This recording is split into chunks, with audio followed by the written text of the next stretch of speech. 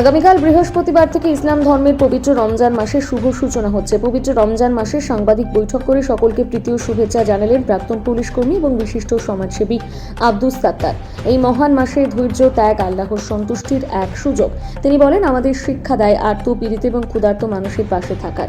ভ্রাতৃত্বের সম্প্রীতিকে আরও দৃঢ় করতে এই বরকতময় মাসে আল্লাহ আমাদের দোষ মাফ করে দোয়া অর্থাৎ আশীর্বাদ করেন। রহমত বরকত আমাদের জীবন ভরে দেয়। আসুন আমরা সকলের সম্প্রীতি, ভ্রাতৃত্ব এবং মানবতার আলো ছড়িয়ে দিই।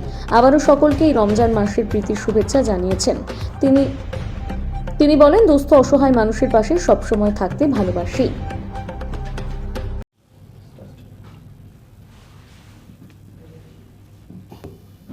দাদা, আগামীকাল থেকে পবিত্র রমজান মাস শুরু হচ্ছে, সেই রমজান মাসে কি বার্তা দেবেন? আসসালামু আলাইকুম।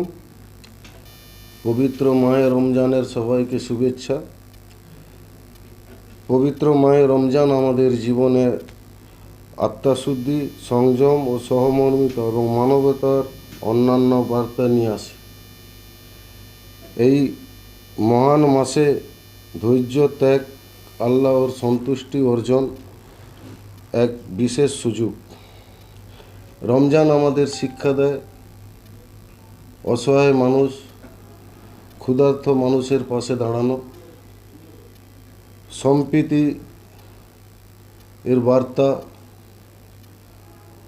এই রমজান আমাদের